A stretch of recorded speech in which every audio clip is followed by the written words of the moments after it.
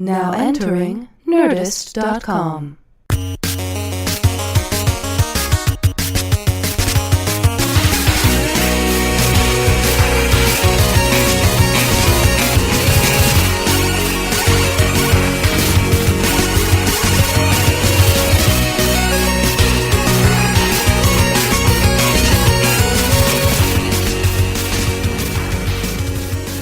Oh, here we go. All right, I just want to, before we start, I just want to pull this up, because this is a... Oh, we haven't started yet? Nah, technically no. Well, slow roll into it. I've heard it. Yeah. Okay. So we are here in Brian Posehn's man cave at his house, which is awesome, by the way. Your This house doesn't is- look like the cave of a man, though, be honest. It's more Man boy. A man-boy cave. A boy cave. Man-boy cave man. sounds even worse. Yeah, yeah. There's stacks of comic books, something called digital versatile discs. And then I noticed down there you've got pretty much every action figure from Springfield and a little Springfield set that have been utterly destroyed. Yeah, by a 17-month-old. he likes to eat people from Springfield. He lives in the walls And of then- Brian's house. Or just swat them to the ground. That's right, and there they are. And you have a little rat version of Patton there. Rat and Oswald. My dog and my baby enjoy that. Hate the real guy, love the rat version. If Patton's here, they'll both run into the backyard. But he's huggable in rat yeah, form. but they love him in rat form. Is that insulting that to say, like, you know, Pat, the only way you don't scare kids is when you're a rat? Yeah, yeah. Like, wow, when you... When you're a plushie, it's the only way people can let you be around their baby. Now, when I came to your house to set all this up, you were watching Phantasm, Yes. which was a very important movie for me because my parents had HBO in the 70s, when it was really just home box office. wow. A box office in your home. And it was Halloween You night. guys were rich people. Yeah! The life of a professional bowler. Yeah. HBO. Who's gonna pay for television? You're a moron. Who'd pay for bottled water? It was like you guys and Elvis had. Yeah, the two of us. So, Nobody has two TVs. so I was watching Home Box Office in my media room, and it was Halloween night in the late 70s, and my parents were out, and I was just a little kid, and there was a babysitter, and all the lights were out, and we watched Phantasm, and that movie fucked me up so hard. Yeah. I mean, Nightmares of the Tall Man in the Mausoleum, and I have not seen it in years, and you were watching it. Yeah, I was older, so I loved, like, it was perfect for me because it combined comedy with horror and tits. Oh, that's right. And the tits in the opening scene where she's Yeah. riding the dude. And a kid my age cursing. Like, that made me so happy. Like, previously, Bad News Bears that was one of my favorite movies. Right. Because it had kids my age. Drunkenness, racism, Yeah. all the things, yeah. But, like, I love to curse. So to see a kid on the film. Bad News Bears also had Freddy Krueger in it. Yes. No. Yes, Jackie Earle Haley. That's right. But, yeah, and then it freaked me out because the chick is riding that dude in the cemetery in the opening sequence, and then you see her cans, and then she turns into Angus Scrimm. Yeah, and then it's like, that's enough to put you off sex when you're a kid and you don't understand sex. Like, oh, you fuck them until they turn into an old guy, and then they kill you. That sounds terrible. Why would They anyone ever turn you into reproduce? Jawas, and then you're a Jawa that looks for more dead bodies. So they were just aliens, and in their Yes. dimension they had stronger gravity? Is that why they were crushed down? Yes. Yes, I think that's what it is. Or overcrowding was the other way to go. Yeah, yeah. I remember, do you ever see the sequel to The Gate? No, I remember the first one, but I didn't see the second Well, one. the nerdy kid, the friend with the glasses, the okay. metal kid, Yeah. he's the star of the second Gate. Is Dorf in the second one? Dorf is not in the second he one. It's didn't- just he this. didn't It's just sign the on. kid. Do you mean Steven Dorff or do you mean Tim Conway's Dorff on? Yes, Dorf on Gate. But it's like I remember there. It's like they go to through the gate into the actual hell area, Okay. and it looked exactly like the The hell area. Yeah. It's like a mall. Over there's the hell area. Yeah, but their little area of hell, and it looked exactly like that alternate dimension in Phantasm. I remember thinking they ripped it I off. have to see that one because that kid's kind of he's a little Posehn-y. He's a little, He's got glasses and he loves heavy metal. that's true. Yeah. And he's like obsessed with the dark side when he's like Yeah, she's the one that 14. turns the Yeah, record yeah, backwards and summons the Right. beasts. Yeah. He Yeah. hangs out with Dorf. You always hang out with Dorf. Brian Dorf on golf. Dorf on golf. And you put the finger. Prefer Dorf on fishing, but that's just me. I'm a Dorf Olympics kind of kid, so Oh, you are? yeah. Now, when I met you, it was like 1994, and we were working on Trashed, and you were a big, tall dude with super long hair, and I was losing it already. Let's be honest. What? Yeah. No, I don't remember that. Really? I remember super long hair. Wasn't it mostly in a hat? No, you wore it down Nelson style. Okay. Yeah. I think like a year later, it was in the hat all the time, and it was Paula who did an intervention with me. Oh, our wardrobe, Paula, Yeah. who was your girlfriend at the time. Right, at the time, and then she got another friend who knew fashion and and things that are current, and they both dragged me and made me get a haircut. I remember you. And then I started booking Yeah, that's when it started happening. immediately. You had long hair since you were a teenager, too, Yeah, right? yeah. Now, a lot of people don't know this because they think of Brian Posehn as a metalhead, but there's a little Depeche Mode in Posehn's past. I've seen some pictures of teenage Brian. Well, I liked girls, and there were not a lot of girls at Slayer shows. The girls that didn't fucking frighten me. You know? So I I got into it in high school, and it was at the height of like me hating everything else. But, you know, like any pop music I hated, but somehow I let Depeche Mode in, and I let The Cure in, and I like the Smiths, and Well, they're a little stuff that you might they're a little find suicide-y though. They're a little surprising. suicide-y, Yeah. so I can see like the Venn diagram. Yeah, I once can I see got it. into it, I kind of liked the lyrics, and then like I even went deeper, like Mission UK and Lords in the New Church, and Oh wow! stuff like that, while I was still listening to Exodus and Slayer. Did you have to hide that from your metal friends? No, 'cause at that point, no. My metal friends were actually pretty cool kids. The two guys that I hung out with the most, we were kind of the smart weirdo, you know. And we wrote on the school paper, and we were those guys. It would have been around if you were like, "Hey, I like Depeche Mode," and someone else was like, "Hey, Policy of Truth. You don't have to tell me everything. Some of that stuff you can keep to yourself." I was not. The Cure kids when I was in school. I didn't really come around to the Cure until the late 80s because a lot of the Cure kids in my school, I didn't like them. Yeah. So I'm like, oh, I don't want to like a thing that those people like. But then That's how I was about stoners. I felt the same way. When did you I officially? hated stoners. When did in you high school. officially hop on the Stony bandwagon? Like 2021. Oh, really? But dabbled like right out of high school, but didn't really smoke in high school. Big drinker that like drank like insane the junior and senior year, and had Portrait of a Teenage Alcoholic, had liquor at school. Are you serious? Moved it from locker to locker because we know when locker checks were going on and stuff like that. I was that kid. Holy shit! Yeah, and drinking during lunch, and then I was the school DJ too, so I would get hammered on Bacardi and Coke and play like Rush 2112 side 1 for the school. When does the school need a DJ? What? When does the school need a DJ? You mean for dances, or like do they have a DJ at lunch? We had it at lunch and break. What the fuck? What kind of awesome Yeah, school did you go to? My school had a little radio station. You know, like the signal only went out to about this campus. Yeah, well, it wasn't an actual radio; it was just on the PA. But Oh my god!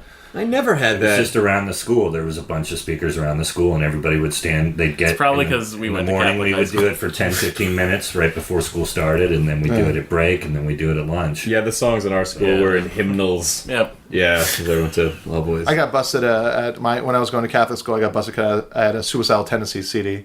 I got caught, and the guy's like, "Suicide's an alternative" was one of the track titles. I was like, "No, it's just fucking." I said the worst thing. I was like, "It's just punk." Yeah. Oh, you can't. They brought these people in that I think just built religious schools out of money, but they toured the country to speak out against music that sent like too sexy messages to schools. Right. So they played these songs called The Dirty Dozen, which were like the dirtiest songs that came out that year.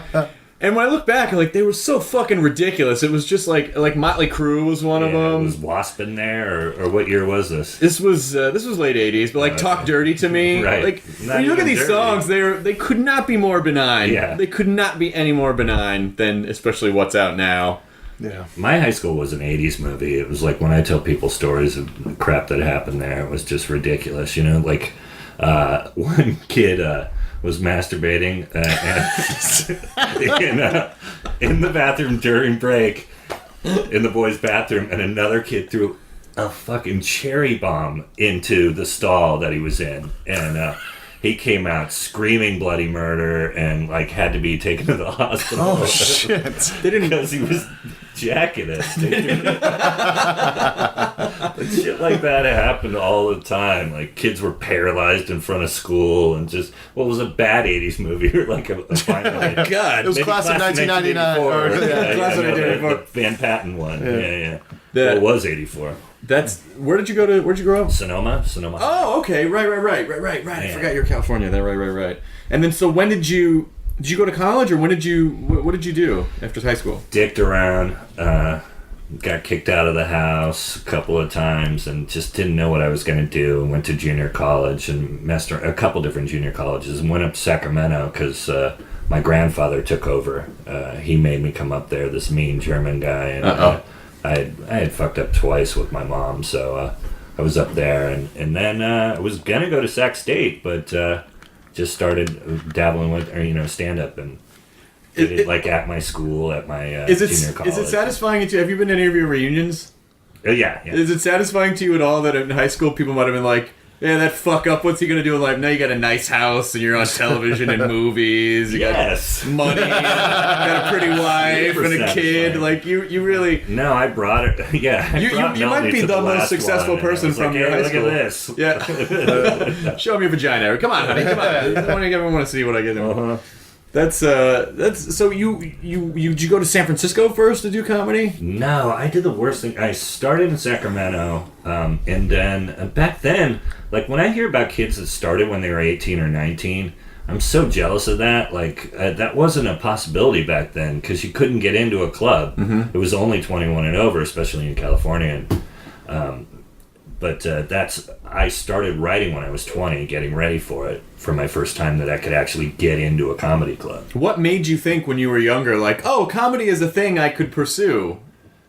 I didn't at first. Like friends, I even had this one guy who he was like my neighborhood kid in Sonoma that he called himself like he thought he was like the neighborhood John Belushi, and he thought I was like the least Everyone funny. has one. Yeah, but he was the fat kid who would pound beer cans and that kind of stuff against his head. Still doing that, Yeah. probably. He's probably still doing it. Yeah, but When that he stuff is thought he funnier. was hilarious, and he would always tell me that I wasn't funny, and so I had all these other friends tell me, you're this, yeah, and they would even say like, you make a lot of jokes, but they're mostly weird jokes. Like you're kind of weird. Like, I would get that a lot, or I would be the one that would like try to say, and like bum out girls all the time, Right, yeah. by the things that I thought were hilarious. Yeah. So I was kind of that guy, but it was like I was working when I moved up to Sacramento to live with my grandfather. I was one of those kids that I just really didn't give a shit about anything. I really didn't. And like I would take any crappy job. So I would work at fast food for like 4 days. I worked at every fast food place you could really name from the 80s. Mm-hmm. I tried one of them, or I tried them at least once. And I was working at a McDonald's for like the third time, and just didn't care. And met this dude, and he thought I was really funny, and he was the guy that like encouraged me the first time to get up and to write before I went, and that kind of thing. And he went with me, and we drank in the parking lot my first time. Nice. But it was really one dude. It wasn't everybody going, hey, you should do this. Because like people laughed, but they also thought I was weird mostly. And then so how did you like hook up with all these people that later became your sort of core group of friends? Because that was the San Francisco. You made it to San Right. Francisco, and wasn't that? Well, some of them were funny. Like Greg Barrett hated me when he first met me, and he'll tell you that. Like he just thought I was a dick, and a lot of people like Odenkirk. That's what he liked about me when he met me was that I was kind of a dick. We met in Virgin, and he introduced himself to me, and I was wearing a Sub Pop jacket that said "loser" on it, and just like I was that guy, and I just was not that nice to him, and but it was also out of being awkward. Mm-hmm. It's not that I am a dick really, but that's kind of the way it was with some of those people in the beginning.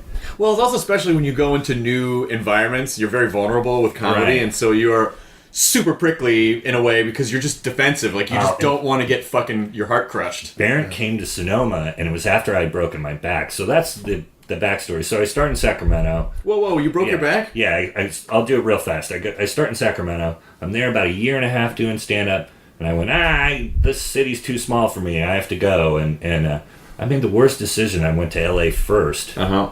And not even close to L.A. We were living in Long Beach. A buddy of mine was down there. And it was brutal, and I was delivering subpoenas, and I hated it. And I was getting...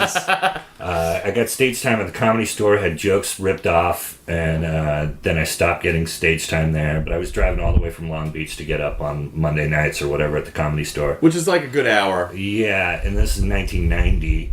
And then I was super miserable and drank every day and jumped off a lifeguard tower and broke my back. And, why would you jump off I mean, listen, I guess I don't have to... To get to the sand, because we Okay. were drunk, we were on top, and my other friends were athletic, and they actually made it. They landed right. Little tuck and roll. And I had no idea. We'd been drinking 14 hours at that point. Oh, yeah. And just hit the sand, and then I jumped into a bathtub full of water and was paralyzed for 10 days. Oh, my God! Yeah, and it was brutal. And then so I had to restart, and I went. My mom and my other grandfather came down and got me and brought me back up to Sonoma, and then I had to pay all these bills, and I owed the state. It was brutal. It was really a shitty time. And then but the whole time I knew that I'd kind of been given this second chance, that I was even, because I was taken to a spinal cord injury place where I was the only kid who was going to walk again. Oh, shit. And it was pretty dark, so if you can make those people laugh... yeah, no, I wasn't, though, but I was just sitting there thinking about stand-up the whole time. Like, I missed it and knew that was what I wanted to really do, and that, it sounds dumb, but, No, that got me going. That's not... It's so funny you say that. I was just watching... Sound dumb at all. It's not dumb at all. When I say it, it feels kind of cliche, but that's But it's a real thing that happens. No, listen. I was watching a special that was originally on PBS, and it was sort of about like happiness and people's emotions. And this guy was in a POW camp in Vietnam for like 8 years, and he was in solitary for like 3 of those years. And the entire time he was in there, he was just thinking about the house he was going to build for his family when he got out. And he went through like brick by brick and assembled the house. And so that's exactly the same. He needed that to sort of keep his spirit going, so that he wouldn't just be like, well, I'm just going to die now. I think I'm just going to fucking die. And then I just drank less after that. Like, I just went, I won't do that again. I'll never go that extreme. Mm-hmm. And I just learned from it. And then my mom was actually really cool, and I just sort of... because by that point, I had grown up a lot. Like, she had every right to hate me when I was like 17 or 18. I was a horrible, horrible kid. But by the time I broke my back, I was like 23 or so, and that really took some of the fire out of your... Yeah. Yeah. So I moved back with her, and then just started doing stand-up immediately as soon as I could walk and drive again, going to Sacramento and then going to San Francisco. And so Barrett came up, and I was doing stand-up in Sonoma. It was this one-nighter at this bar in town, and I knew half the people there. And I was just going to do a guest set, and he was the MC. I don't remember who was the headliner. It was some local guy or some San Francisco guy. But Barrett mispronounces my name like a couple of times. Like, he says my name twice, and he gets it wrong both times. So I go up and I correct him, and I'm kind of a dick about it. And that's like what made him go back to San Francisco, and he's talking to Tony Kameen. Like, I worked with this guy. He was funny, but he was kind of a dick, this long hair, rocker kid, and I thought Barrett was like this, kind of unfunny jock at the time. And then we became really good friends. Now, and then Patton, on the other hand, like, he and I clicked right away. Like, I saw him go up in San Francisco, and it was like the weekend he had moved there, and I did a joke about River's Edge, or where that was a reference, and he did this joke about a Spider-Man standing in Kansas and not having anything to do his webs off of. Oh, it's shit! Like a visual joke. It's really funny. And so, like, we both like nerded out and became friends instantly. But a lot of those guys, they didn't know what to think of me at first. Yeah, the Posehn Oswalt bond is an unbreakable bond. I noticed, because we we played D&D together for a couple of years until like we had this group, and it was you and me and Patton, and then Blaine Capatch, who writes on Web Soup, who's another awesome comic who came out of San Francisco. Well, I met Blaine that same. Oh, you met Blaine that same. Yeah, they came out together. Yeah. And then Jerry Duggan, who writes on Attack of the Show, and then a couple other friends of ours, and then our other friend Scott was the DM, and he was awesome. And our game, like our campaign, ended after a couple of years, literally because Scott got a girlfriend. But like, what would happen is around when we got it to go back. We got him back. Oh no, he never came back. With us. It was fucking funny. Whenever because Scott left, I would give him so much shit. Like when we'd see Scott in public, Brian it was like seeing an ex-girlfriend where Brian would be like, "What's up, bro? I'm not gonna fucking. We're just never gonna play again. Left us for a girl. We're just never gonna play again." Yeah, but look, I get it. We'd play D&D once a week for like 5 hours, and then Scott would go play these goddamn Halo tournaments all night. So like his whole life was just fucking off. Right. So I totally I understand, but that was a super fun time. Oh yeah. Because I played D&D after that with non-comedians, and it's a little more intense. It's like you don't have. Patton had this drunken dwarf character, and his character would get drunk, and he would sing these songs that he had written. He would come prepared. So it's amazing. He'd show up, and one of them was to the tune of "Seasons in the Sun," and it had one of the best written lines I've ever heard was something like, "Zombie cunts are very cold, and their ass is filled with vermin, but they don't have to breathe, so their blowjobs leave you squirming." Jesus. But half the time they were like recaps about what had happened the previous week. Wow. It was really hilarious. Like that's when we all had more time. Yeah. We all had more time. That's what happens when nerdy comedians have time. They can write drunken dwarf songs. And half the time we didn't play D&D. We just talked. It was nerd poker is what I always called it. Because we would just talk about whatever movie came out that week, and we weren't serious like real nerds. I really get in there. I played once in high school with a kid, and it's a lot like that kid you talked about, the old sperm kid. Oh yeah, there's like kids. Yeah, there's it's just like I thought it was his grandmother, but it was his mom. She was that old. Yeah. I go into his house and everything's covered in dust and it smells like old person. And we played on top of a piano. Like there was a huge piano. We used that as our table, and it just like I couldn't handle it. I thought I was gonna love D&D, and I think I would have if I had a less intense opening into it. You know, I told you my previous experience before. I didn't go the nerdy route. I knew a satanic kid who was really into it and totally so he would play Slayer, and it would be in a dark room, and you'd roll up characters and that kind of thing and play these games, and then also be really, really wasted. Wow. But it wasn't like the nerdy thing, but it was just this. I love the idea of Satan's minions being these nerdy kids who dress in black. Like if you're Satan's minion, you're gonna try to blend in with everyone so you can fuck people up. You're not gonna be like the nerdy kid with the Slayer shirt. Right. That's gonna be the jock. Yeah, you're gonna be the jock. You're gonna be Greg Barrett. Oh my God, Greg Barrett is Satan.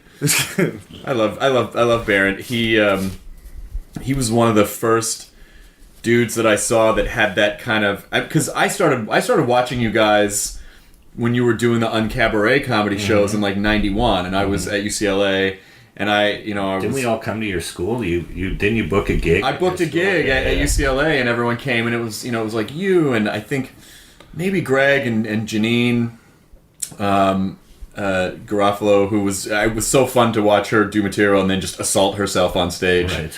And Blaine and you and Cross and all those guys, and it was it just made me feel like, oh, there's this whole other kind of comedy that makes sense to me that's separate from what I thought was available. Right. So how did you, what was the process when you guys, did you ever even think about yourself as like, we're a comedy movement, or you're just like, I'm a dude doing jokes? No, yeah, I was more of that. I just, I kind of didn't fit in, like Lisa Landgang and some of the people that booked in San Francisco, I wouldn't get booked when someone like our whole group got booked. And like even when I first came down and did Uncabaret, the woman who did that, like that first alternative room, she didn't think I was alternative enough. Right. So I was just always kind of doing my thing. I mean, I noticed I knew my friends were funny, is one way to put. I knew everybody around us were doing their own thing, and I just wanted to do my thing. And that's all it was. It wasn't like,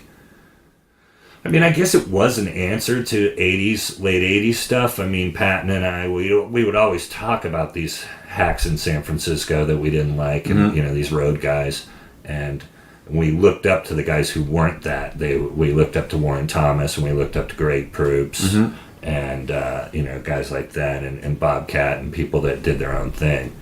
Yeah, because I guess if you're doing clubs in the early 90s or the late 80s, you can't, unless you're making the most obvious Spider-Man jokes, you probably can't get away with super nerdy stuff. Right. And as far as, like, that's like when rooms started to be free. Before that, we were about getting paid. You know what I mean? Like, we weren't doing coffee houses and that kind of stuff because there was no money there, and it was not like we were driven by money, but we all had to live. Right. And I always, like, when we first started to get called alternative comics, I always felt it was funny because, and then I've had, like, I remember, what's the Ain't It Cool website, but for comedy? A special thing? Special thing. I stopped reading it. I blocked it out because people called me like a brick wall comic on there. Oh, but that used to make me mad, but I really was. Like, I started, having to make a living at it, and performing in those kind of places and performing in front of brick walls, and did Star Search.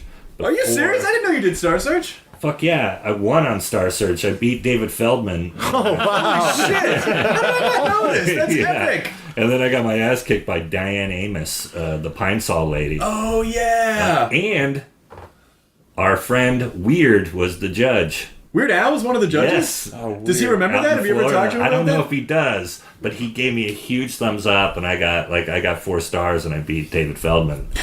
And but the thing is, I only had like 3.5 minutes that I could do there. So my next set, because I just went, I didn't think I was going to win, so I said, well, here's this set. Gary Mann booked it. Oh, okay. From Comedy Central back in the day, and he didn't think I would do it. He's like, you probably don't want to do this, but I'm doing Star Search. And I'm like, yes, I'll do it. And I got a free trip out to Florida and did this 3.5 minute set and crushed.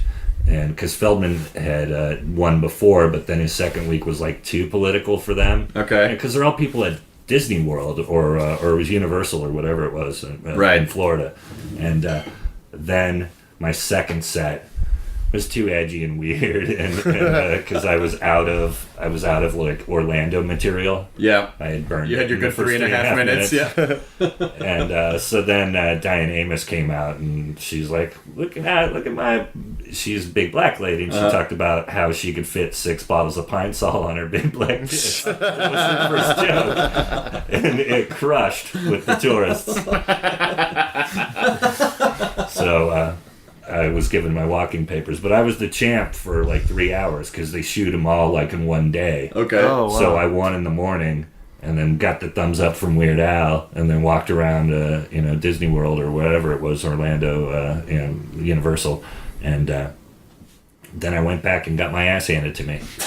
But that was my point. Like, I never felt like I fit in with the alternative people, even though they all were my friends. But I never felt like that was the label that fit on myself, Yeah. Like, and I always thought it was weird that you were putting David Cross alternative, because he had already, and Janine, they'd already been on TV when they got this Right. label. Yeah, I And think Laura Keitlinger too. So, like, I knew her from Comedy Central or whatever, or the Comedy Channel before. I think it's just a thing to call it because it doesn't really mean anything. I mean, I guess I understand. Like, I can tell if I'm doing UCB, I'll do kind of different jokes, or I'll present it in a different way than when I'm on the road, and it's still me. Right, but not if you're headlining. If you're doing your own show, it's always that, right? I mean, but if you're at a comedy club, it's different. I just know that there are references that I can get away with at UCB that I can't get away with on the road. I can do the nerdier stuff that I want to do at UCB. Yeah. And it's just more of, I mean, it's not so much that, I mean, I guess there's a little bit of it that's a compromise, but at the same time, like, I don't want to make a club crowd sit through a bunch of stuff that they're not going to get. What's the fucking point of that? Like, I want them to enjoy the show, and that makes me happy. So I just sort of shift the references a little bit, just knowing who's going to get what. I guess I do that. But when I'm playing like a rock club, I'll do, just me. Yeah, that's okay. So Comedians of Comedy, like, when did you guys decide, like, all right, so fuck clubs. Because by this point, comedians of comedy is sort of like early 2000s, right? And by that point, the comedy boom is sort of over, and there aren't as many clubs, and it's fucking expensive to perform at clubs. So what Cross had done it first, and he had recorded, and it had done well for him, and he'd even taken out a band with him, and I think that's what Patton was inspired by first, and it was mainly because we hated comedy clubs and hated headlining them, and that was we were both going through the thing of people knowing us from sitcoms that weren't what we were like on stage, right? Especially him, and but I was going through it too, but that was kind of what inspired him, I remember in the beginning. And then he did it the first time. It was supposed to be me, and I had a flake. I got a commercial with Colbert. It was the Good Wrench. It was when he was... Oh, yeah, that's right. He did the Good Wrench commercials. Yeah, they brought me in to be like his little... I don't know. I wasn't the straight man, but whatever I was. But and so I had to pass, and Zach went out with him. And it went really well for just like 2 or 3 dates. And the next thing I knew, it was something we were going to do. And it was so much more fun. And then it really, like, we were doing it because we didn't like comedy clubs, but it made comedy clubs even worse after doing it because you're so spoiled by right. what we got, at a rock club in Nashville and that kind of thing, Yeah. on our own. Well, it's just, because people are there to see us. Yeah, and also you don't have the people that came in just because it said comedy outside. And I feel like our nerdy crowds are kind of like young dudes who don't necessarily. Like a comedy club is fucking expensive. Yes, it's like $20-$25 to get in, 2 drinks. It's like $100 if there's 2 people. Well, that was one of the other main reasons that Patton did that too, was to find these fans and and to make something for these college kids that couldn't afford to go to the improvs and the yuck yucks. No, so you did when you did the movie and then the series. Did Blyden direct? He directed all of it. Mike Blyden. Yeah. Mike's on the Fallon show now. He's great. It was so interesting to watch you guys, the combination of you and Patton and Zach and then Maria. Like, how did poor Maria?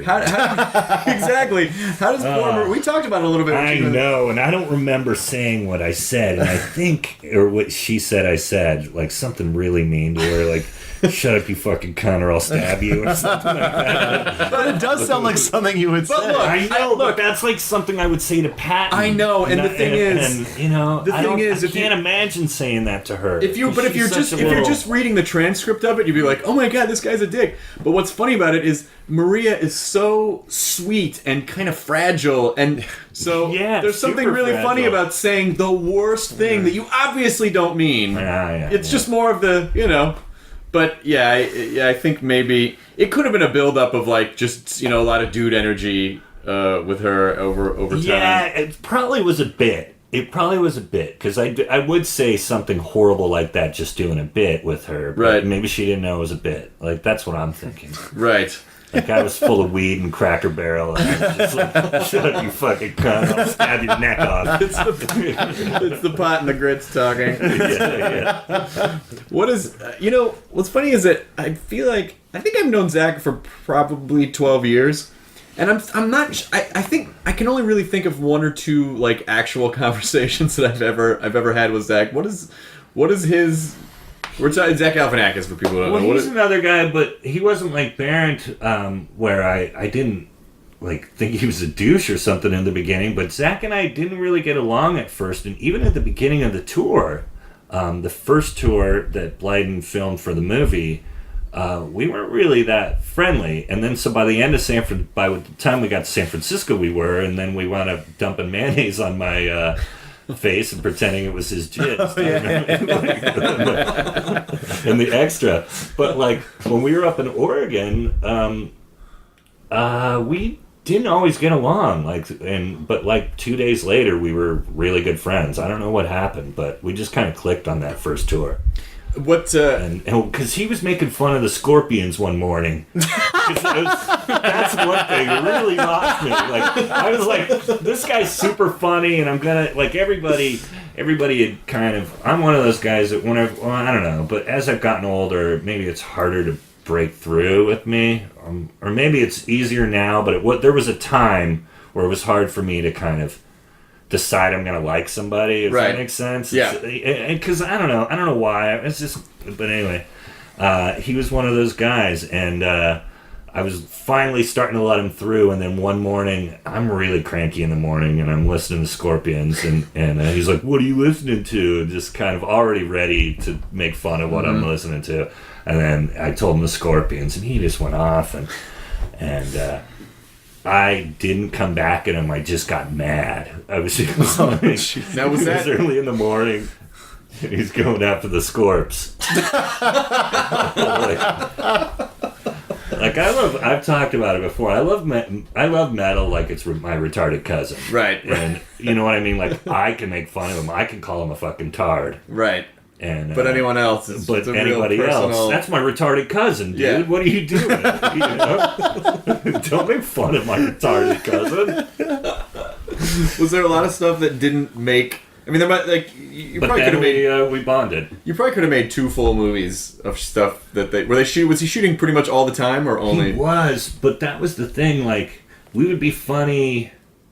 Sometimes when he wasn't even there, like he would shut off eventually, and then we'd be hilarious. But there'd be times where he'd be just running for hours, and you didn't want to be funny. You're just driving. You know, you're going from Portland to Chico or wherever we were going, and you know, it's boring. But at least, but like the sense that I got from Comedians of Comedy was that you guys were fucking around and it was fun because I can't remember if it came around the same time. I watched Tourgasm for a couple episodes. Oh yeah, and then I was like, well, they've just taken all the comedy out of it, and it's just all drama. Like he did it first after us.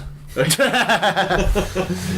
but you guys didn't go to your high school and just fucking really get emotional at your locker. Patton didn't make us do like athletic things every week. Like what was that? Athletic? I don't know. I watched. But they had That's the one thing you want to see comics do is get Yeah, athletic. But it's like they had to play basketball one week, and it's like all the there's so many comedy themed things, like that in Last Comic Standing, where they put like drama in it. It's like, God damn it, can't comedy just be fun? Why does it have to be dramatic? I'm bummed where it's like they tried to make it dramatic or they tried to make it a competition. Right. It seems to take all the fun out of comedy. Well, the people that didn't like our show, that was their main complaint, was that like nothing happened. There was no drama in our tour, in the movie or the show. That's funny that drama has become like if there's not drama, that means nothing happened. Yeah, we didn't fight like the Real Housewives or right. Yeah. That's just what people expect from reality. It seems now. Yeah. Yeah, it's reality television has convinced people that people's day-to-day activities have to be heightened with drama, or they didn't happen. Yeah. Well, we did one when we went to a therapist. That was their idea, was to bring. When we were in New York, we went to some therapist that Blyden knew, and to get us to talk, to get a little drama, to get us to talk about, if there was any tension on the road. And the only tension really was that I was late all the time. I remember, I think Zach was a little annoyed by it by that point. But then Maria used it like it was going to be free therapy.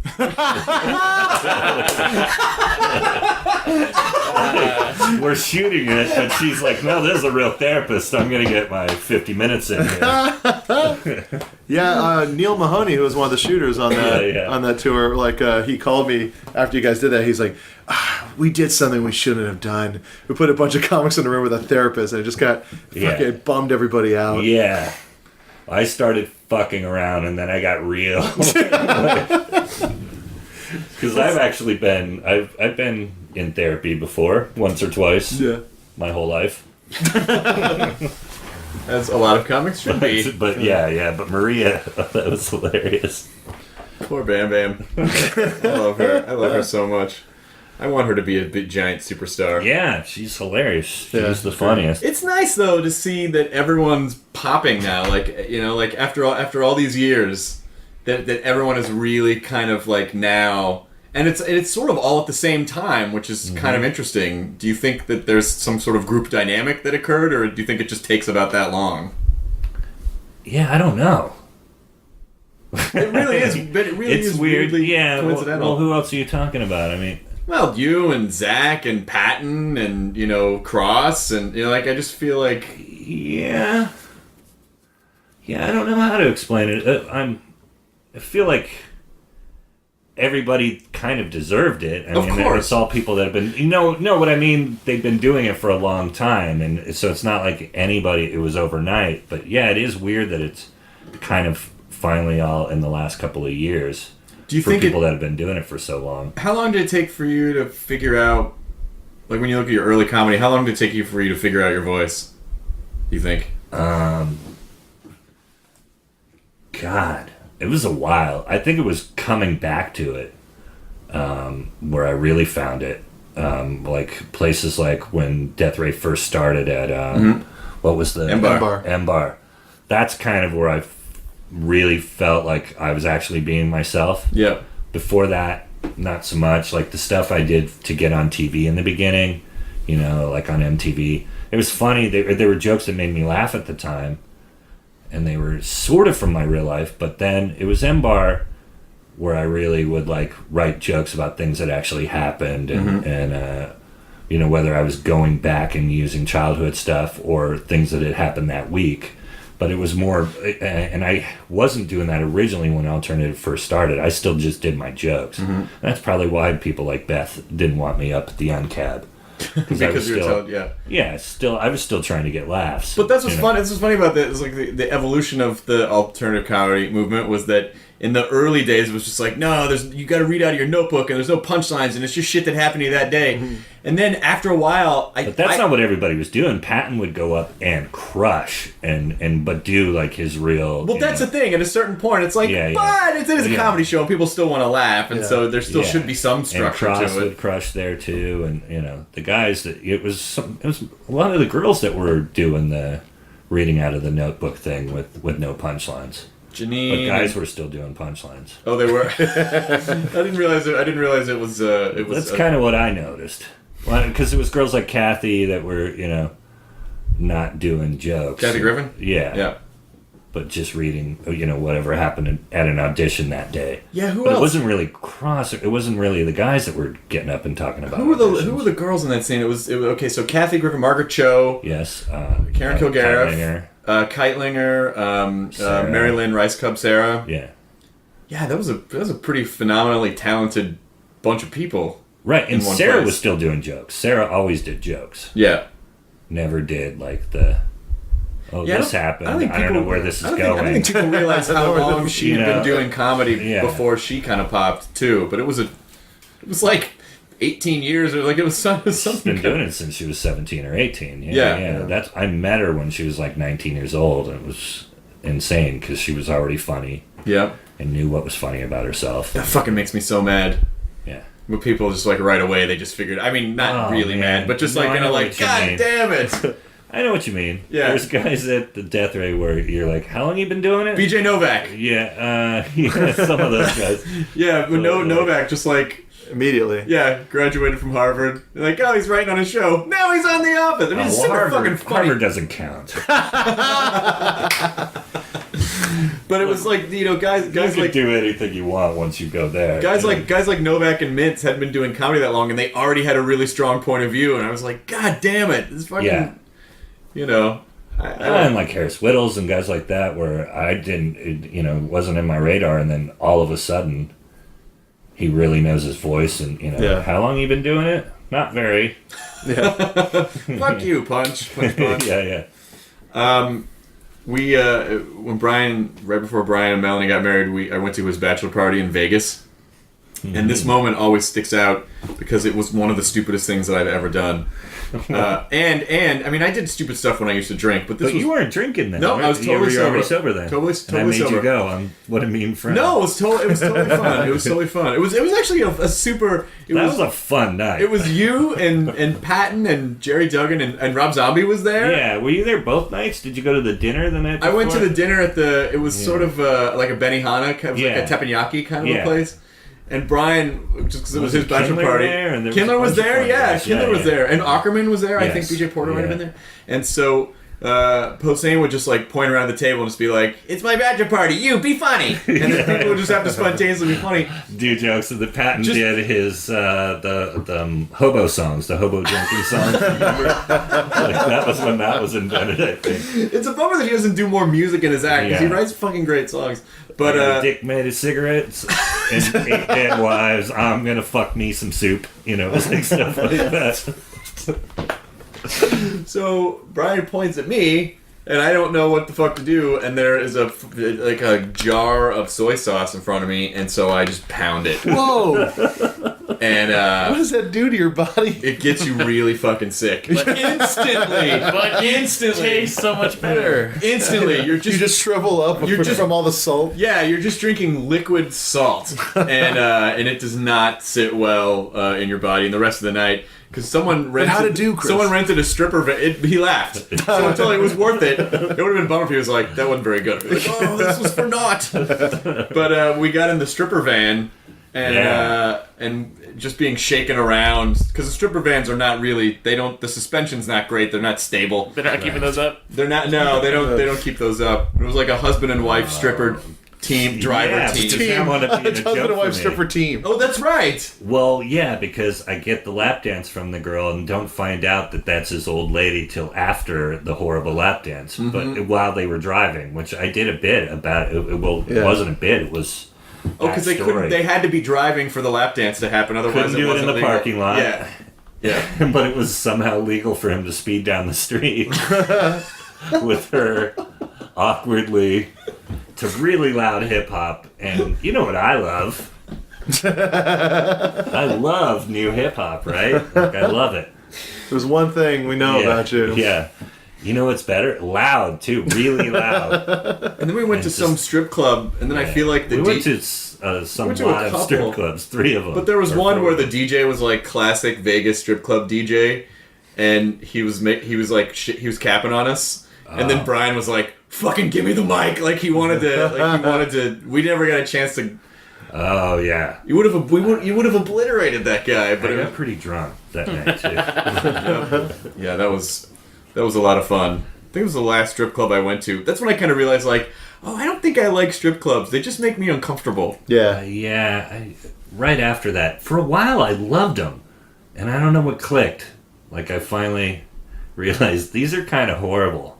Yeah, I've never enjoyed them. I'm going to a bachelor party for my friend's wedding in Hawaii on Friday, and he sent me a text. He says, "Hey, there's the normal strip club bachelor party, but then there's the after party separate room strip club. You can opt out if you want." I said, "Yes, I don't fucking want to go to where it's going to be even worse." Yeah. Watching your friend get a blowjob. I'm going to see you get married tomorrow in front of a future father-in-law. Yeah, I want to see that. Yeah, you don't want to see your father-in-law get his balls licked by some. I only want to see my friend's dick when it's hilarious. Like, hey, look at my dick. Yeah, exactly. Hard dick's not funny. Stop dick's hilarious. I sat in gum. Oh, you made me look at your balls, Nick Swartzen. Oh, Nick Swartzen, you made me look at your balls again. You want to see my new I don't want to watch? see any of my friends' hard dicks ever. Yeah. Nick Swartzen's watch dick. I like that. That's a big watch dick. Yeah. Yep. You want to see my new watch? Whenever he used I sat in gum on me. Well, I once got Tony Kameen to look at my balls just by saying there's something wrong with my pants. And he turned around and to see what could possibly be wrong with my pants. And he got to look at my balls. Had to. I just have not been in a place where I want to like pull my balls out. I don't even like going. You're to not one of those public. dudes. No, not at all. I feel like I've seen almost every one of my friends' balls, probably except for yours. I'm never gonna pull them out. I'm never ever. What's wrong with them, Chris? They're gorgeous. Mine eyes have never seen testicles quite like this. I must have those in my mouth. Why would I want to put that burden on my friends? I had a picture of a bunch of us up at Bumper Shoot up on my website for about 6 or 8 months before somebody pointed out to me that Nick had his balls in the picture. Like I had put it up and written a caption. Now, this is back when it wasn't easy to put a picture up, you know? It took a couple minutes and you put up the picture. You know what I mean? It's just such a regular thing for Swords, and you're like, it didn't even register. Balls was out. Yeah. It didn't even register at all. I had to go to a urologist earlier, just because there's I Did you just show him your balls? he not only did I show him, but he like poked at him and stuff. Yeah. I was just like I get regular checkups, and it's been a year, and I'm like, well, I'll just go in You and don't have to justify going to the doctor, Chris. you can justify. No, but the things that happened to me in there, like my balls got cupped and I got ass fingered, like that kind of stuff. And it's so the thing that scared me the most is the urologist, whose name by the way is Dr. Bender, which is hilarious. But probably no less hilarious than having a patient named Hardwick. But he was poking around and like, oh, everything seems okay. And the thought that was going through my head was like, if I get a boner right now, this like 70-year-old guy poking around my balls, like what am I gonna? How do I? I was afraid of that. You probably just come. Go straight from boner to coming. And then Or straight from soft. There's to just a moment coming. wit's just dripping on his face, and I just take a pause, and I'm like, do I have to pay extra for that? Or is that You're yanking on my prostate. What'd you think was going to happen? I got when I was a kid, I thought I had testicular cancer because I thought I found a lump. So I went to the doctor, and then he came in. We ended up having a conversation before everything got started. We were just talking about movies and stuff like that. But then right when there was a lull, I was like, yeah, I should check that out. He's all, well, drop your shorts. And then I was wearing pants though, and I realized when he says shorts because it sounds somewhat less gross. take your pants off? Yeah, take your pants off. Drop your shorts down. Take your pants Right. off. The nurse today said drawers. Yeah, see, not as weird. Should I drop my drawers? Nurse? Drawers is weird. Yeah, It is weird. Yeah, I don't like that word. Yeah, I was not a fan. My doctor was really excited that she made it into my act. Because she went up me once, and before she went up me, she said, "Don't worry, I have tiny hands." I swear to God. And I was like, how do I not use that and yell that into a microphone somewhere? Having someone stick their finger in your ass, which I'm going to flat out tell you right now has not been anything that I've ever opted for. I've always opted out of that anytime. Right. It's never even really come up. It is uncomfortable. Even when you were drunk, just drunk, crazy. I still had the Finger in my ass. No, I still had so weird. I was a strangely responsible drunk. With a girl, I mean. Yeah. Not like at the bar. I'll have an Amstel Light and a jammy finger in my poop slit. But I was weirdly responsible when I was drunk. Like I would always take cabs, and if the couple times I might have hooked up with someone I was drunk, I had the presence of mind to have a condom. Like I for some reason I was weirdly responsible, so that never happened. You're never with some barfly at 3 p.m. behind a dumpster. No. We've all had that happen, Chris. It's fine. We've all been there. Red Bukowski. I want to read a weird email that I got. I never read emails that I get from people. Most of them are pretty nice, actually. But I thought this was a joke. But this guy named Greg wrote me, and the subject is Nerd Fail, hosted by, insert name here. Hey, Nerdist guy, we got a problem. We got a problem. Love your podcast. Been listening for 4 or 5 months. I also subscribe to all the other comedy casts, Corolla, Rogan, Marin, Pardo. On the latest episode, the host, me, I guess, claims that he started the podcast to promote his comedy shows. Comedy shows? Question mark, 3 exclamation points. Comedy shows? WTF? In the 5 months I've been listening, the host has never mentioned who the F he is. Why is his name a secret? So he's shitting on me because I've never actually said who I am. So he's claiming, I don't know who you are because you've never said who you are. And so I wrote back, and I thought he was kind of chiding me, like, oh, like old radio thing, identify yourself to the audience. I was like, I get it, that's hilarious. Yeah, and a slightly advanced ape could go to Nerdist.com and figure that out. And he wrote back, and it was something like, most people aren't going to do that, bro. I'm just trying to help you out. I'm like, but you guys don't say your names at the top? No, we never say our names, but most episodes I say, I will be telling jokes at X place. Go to Nerdist.com for details. But this really crawled up that guy's ass that I don't say, I am Chris Hardwick, this is Matt Myra, there is Jonah Ray. We are here with Brian Posehn. We did cut that and put that on the front. We've done that before. We did that in the beginning when We we did it a when we couple cared times. more about We form. did a lot of stuff in the beginning. We had a mixing board. Yes. We went through Matt's laptop. Yeah. A lot of exciting improvements happened. I don't know. You know, you fall into a groove. So, I what? love the internet. How people get mad about stuff that like that. Well, it's. I don't think it's getting mad. The thing, the one thing to me about nerd culture is that, like, for me anyway, this is something that I identify with. I never had any power in school in terms of like I couldn't beat anyone up. I could beat people in chess. But the one thing that I have is that if I know something and I think someone's wrong, that makes me feel powerful because I get to correct them. Right. And so I think just, it's part of nerd culture, like they just love to correct It's you. easier to bitch about things now. Like, but I can't imagine them 30 years ago, like firing off a missive, like actually writing it out by hand, Right. and putting it Took in an so much more envelope, Getting a effort. stamp. and sending it to you. That guy probably wouldn't have done that. Yeah, no, Now. that's a very small percentage of people, even people who would have gone out of their way to call a radio station. Like when I worked at K-Rock, back then, if people called in and requested songs, they barely ever even kept track of that because they were like, the people who will go out of their way to call in to request a song represent such a small, unmeasurable number. Now people just correct people that are correcting the person that wrote the original thing. Like there's people that just go on threads, or it seems like, just to fuck with people that are answering. And then just watch them go, like, spin out of control. I put on Twitter today, because we're recording this on October 25th, and I said it's the 25 years ago today, Doc Brown was killed by Libyan terrorists, or was he?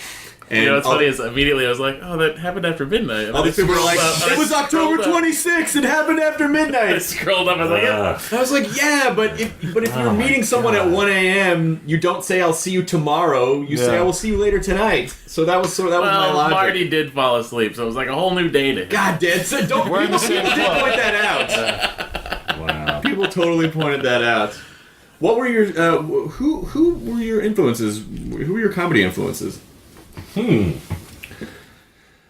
Well, that's such a weird... I was just into everybody I saw when I was a kid. Like, I was not only just into stand-up, I was, like we were saying earlier, I love movies like Bad News Bears and so SCTV and just everything where I could see comedy. I was obsessed. I liked parody songs. I listened to Dr. Demento, and I was just I liked all comedy. Muppet Show I was obsessed with. But the first, like, stand-ups was weird. The first 45 I had was Freddie Prinze. Oh wow! And I was pretty young. I don't know if I remember any of his jokes. But they were all about his experience being Puerto Rican in New York, like in the slums. And I had no idea it was in Sonoma. Didn't know what a landlord was, what a cockroach was. But, like, the people went nuts for it on the 45. And, and it was a dirty, it was like from a stand-up record, I guess, but I didn't have the full record. But I was into those bits. And then Steve Martin was the next guy. And then I was completely obsessed with him and, like, would memorize the jokes and would memorize movies, too, scenes from movies, and would do that. And then that was, like, the first thing that kind of informed me with comedy. And then as I got older, right before I started was, everybody had an HBO special. So I watched all of those guys. And, the ones that, like, I really liked the most back then, you might not even... Well, they're not at all apparent if you watch my act, but, like, Dennis Miller, I was really into the Off-White record. Yeah, was it the black and white special? Yeah. The black and the white... record was called the Off-White The Off-White record. special. Yeah, it was supposed to... Or the Off-White album. It was supposed to be, like, the white album. Yeah, I remember because in college, the black and white special was... It fucking crushed me. Like, it was so awesome. And he was kind of in between... He had clearly just figured out that the sub-reference thing was like a thing. Yeah. But it wasn't overbearing yet. And then smart and so fast. And then in the next special, it got super preachy as opposed to just like that one I wasn't as into. But guys like Kennison and Dice, I loved at the end of the '80s. Guys like Rick Dukeman, Bobby Slayton. Yep. Guys with a lot of edge back then, and so when I first started. Like, this, right? I called it myself the Piranha. Yeah. Oh yeah. Yeah. I was so. Is that one of the reasons why in Barry hated Sacramento. you? Because you called No, him by the then I You were not ditched the piranha it. anymore? I ditched it. Welcome, Brad saying the No, piranha. it was only in the very beginning. It was in Sacramento, and maybe still a little bit in the first time in LA, and then I luckily broke my back and restarted. Piranha died that day, friends. Yeah. A lot of things. Well, that day. here's why. It was Bobcat. I was really into him.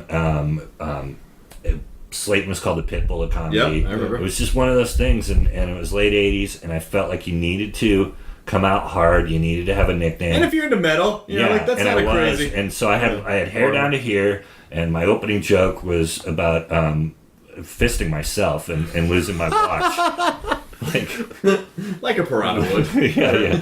No, and then the piranha came from pacing back and forth, and it was a nickname. I think my friend, the guy Glenn that made me go up, he was like the first person to kind of coin it, and then I went, yeah, I'm gonna call myself that, and then because I think I called myself something. Oh, what did I? It was like the first couple of times. I think I called myself I never wrote it down, but I called myself like the Suburban Kid or something like one of the first times on stage. You know what though? This was like an open mics, but it was like, oh, I need a hook, I totally so I think get they that, had them though. go like the Suburban Kid, Brian Posehn, and I only used that maybe once, and then it was Glenn and I came up with the Piranha, and we used this metal song by Exodus called Piranha, and they would play that sometimes when I could get them to, when you could have a sound cue or a song cue. I get that. But I didn't do it for It was very the late long. '80s. Like it was No. like you needed to stand out. You needed People had white boy raps, and Yeah. it was another time. It was a different time, and but I wasn't myself in the beginning, and then I changed again, and I dropped like the fast thing and the being super aggressive and being influenced by Dice, and I wasn't into Dice for very long, and like after the Day the Laughter died, like I heard that record and kind of fell off of him, and by the time I moved to San Francisco, that's when I saw going back like guys like Greg Proops, and then I went, oh, okay, now I get this. Mm-hmm. I don't need to be this other person that I'm definitely not. And then the funny thing was my mom, when she saw me change, she goes, oh, I liked it when you did the high energy thing. And, she was like, no, I liked it when you paced and yelled. And I was like, no, that wasn't me. Can you imagine me pacing and yelling? No, jumping around on stage. Yeah. A lot of energy. We're here in the Piranha Cave. Like edgy, mean, unfunny Dane Cook. Attacking people. Yeah. Totally going after people. That false energy thing. I used to do that. I guess we're almost. Yeah, we're just past the hour. We have a few more minutes, Mm-hmm. but I also That's when the tape runs out. we only have it. Tape? We only have You got a 74 reel minutes. in here? How'd you get that in here? It says It's because it's a real nerd podcast. Like it's on tape. Matt's This got to go home podcast and is cut it up analog. with a razor blade. So how do you write now? Do you ever sit down to write, or do you just kind of wait for it to strike your head? Both.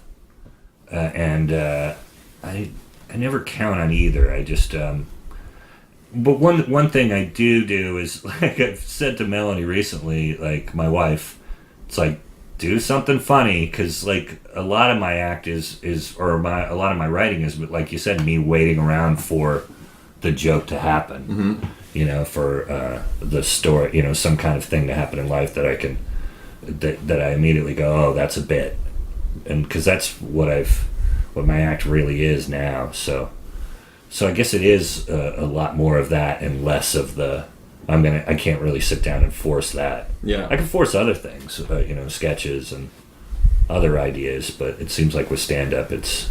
Yeah, did you patent write on Mad TV? No. Or that was patent Blaine. Yeah. Oh, okay.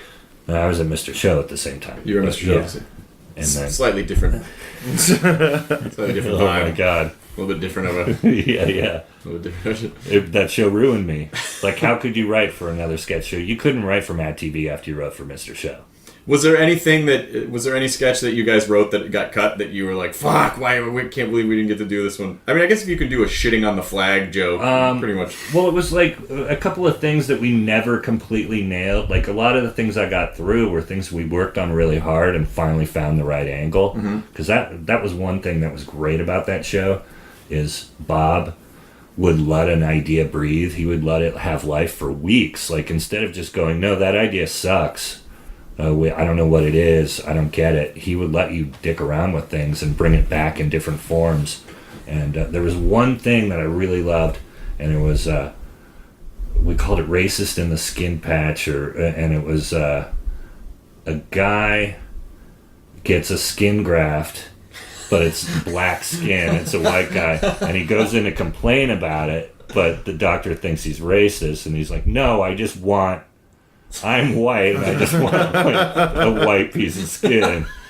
You know, and then it went all these different crazy places. Like, at one point it wound up being from Tupac. It's Thug Life, actually, you know. But it was an idea that they both, David and Bob, loved, like, when I pitched it, and then we did different versions of it, and it just never flew. It just never, we never came up with the version that we would shoot. Well, maybe enough time has passed now that you could totally... But that was... and there was another thing that I actually brought to Human Giant, and we shot it for Human Giant, but that was a reenactment of a reenactment. Oh, yeah. But that was a Mr. Show idea originally. I mean, it feels like a Mr. Show sketch now. Yeah, that's great. It was an idea I had back then. Do you think sketch comedy is... I mean, is there any sketch on television right now? Nick Swartzen's show. Oh, Pretend Time. Yeah. Yeah, that's right. That just premiered. Yeah, with Tom Giannis, who also worked on Human Giant. And, Yeah. That's awesome. SNL. And great SNL sketch writer. So And I want to do it again. You want to do sketch again? I miss it. I miss it so much. I think that's what I should be doing, if that makes any sense. Like, I have more fun doing that, sitting in a room with friends and crafting that kind of stuff, and then bringing it to life.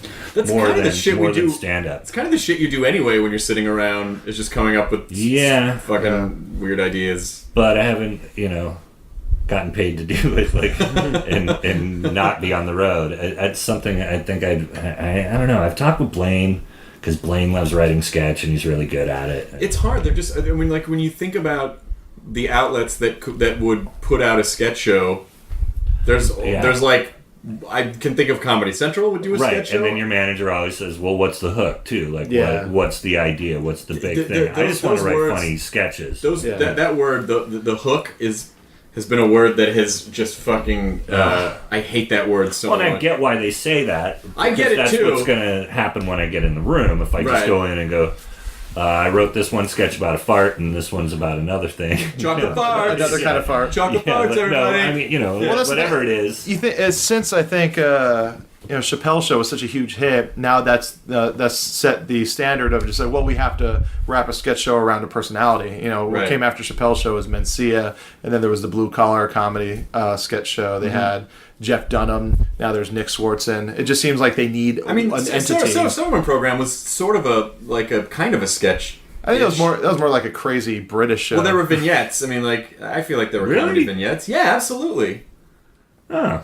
That's what I always thought of it that way. It's just like it felt like a single camera sitcom to me, but I felt like when she would go into bits that were Sarah, they felt like vignettes, kind of like with Louis' show. Reminded me of Mr. Show. I mean, just the tone of it. Yeah, Sarah did, and plus the fact that she uses a lot of the same people. So yeah, we've got Jay wearing a cop outfit. Feels Mr. Show. Are you over the tab thing yet, or is there people still offering you tabs? That still happens. Yeah. God bless them. It's pretty amazing to walk. It was funny, and they still do. It's pretty amazing to walk through the Comic-Con floor with you because you stick up above most everyone, all of them, and so it's easy to identify you. And people are just screaming out shit, a tab, Was it called Mythbusters? Yeah, that was my favorite, like, Romansky line from the service. Someone's like, "What's up, Mythbusters?" Well, I've had that happen for real, or where they think I'm Eric Wareheim, or that I'm a Mythbuster. Yeah, that happened. We were going to Hawaii or coming back from Hawaii, me and Mel, not this last time, but 2 years ago, and the TSA lady, she's like, you come out on TV, and I always, people word it like that all the time. You come out on TV, which is What? No, Ellen comes out on TV. yeah. Well, I mean, I do sort of walk in from time to time, trying to joke, right. and You come out. leave, yes. And in Sarah, I was a gay gentleman, but this woman, she was trying to figure out what show, and she's not good with words, and This was in she Hawaii? goes, yeah. But she's great with airport Yeah. security. Yeah, that sounds about right. And ice. Yes, they love it They there. love it. She smoked ice and then went to be a TSA lady. No, but she goes, you come out on TV, and I'm like, yeah, occasionally I do. She goes, you prove whether things are real or not. You take things, and I'm like, do you mean Mythbusters? And she's like, yeah, you're a Mythbuster. And I'm like, no, I'm not. But I get it. So you've just We busted also that have myth. facial hair, and yes. And you have glasses. Yes. Those two things. I don't know which guy they think I am. I think though. they Am I think you're Jamie Adam. or the other I think guy? they think you're Adam. Because he has a beard-ish. But And Jamie's a bigger guy and a weird guy. yeah, but like no, but me. Jamie has the mustache. Like Jamie's Yeah. got the big walrus mustache, Right. and you have a beard, and you've got like black rimmed glasses. All like of Adam. the Mythbusters are much smaller in person than you think they are. Yeah. No, I thought Is Jamie big like me? no. But Oh. Jamie's probably He's not that tall. He's probably like 5'11". Oh, he's Yeah. not a monster. Yeah. right? No, but No. he's not tiny. I mean, they're not. Yeah, Adam's like a bigger dude. Right. Yeah, but Adam- I'm saying I always thought they'd be like these big I guys don't for think I some like reason. either No. one. You don't look like Eric Wareham. Eric Wareham has black hair. Right. Which He gets it all the time. He gets Brian. I'm too. sure Like, that yeah, TSA yeah, lady yeah. wasn't like, you look like the guy from Awesome Show, Great Show. Yeah, right. Where is she from? I don't know. He didn't say where the nationality was, so I just did a pat. I said you come out on TV. I said a weird Oh, foreign you come out on accent. TV, yeah? But let's The kind to be honest, TV. all white people look the same, so it's Right. fine. I totally get it. Where are you off to next? Do you have any shows coming up? Because we'll put this up tonight, so if you have any shows coming up that you want to promote or anything. Where am I? Where am I? Carnegie Mellon next week. Ooh, Pittsburgh. brainy.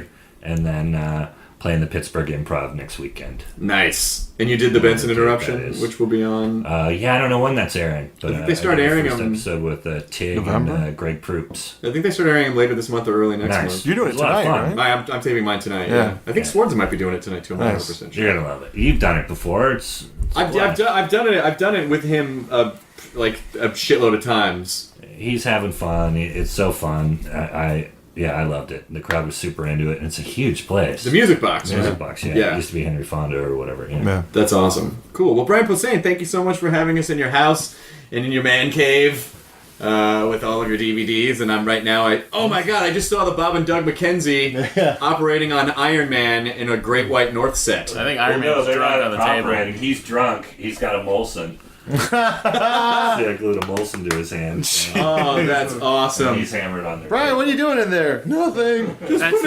That's the demon in the bottle set. Yeah. That's me, and also me. Oh, you got the Metallica live shit, Binge and Purge. I remember that was a really big deal because it had actual metal hinges on the box set. Yes, it does. Yep. Live shit. Yeah, live shit, Binge and Purge. Nice. All right, that's the end. Thanks. Enjoy your burrito. Now leaving Nerdist.com.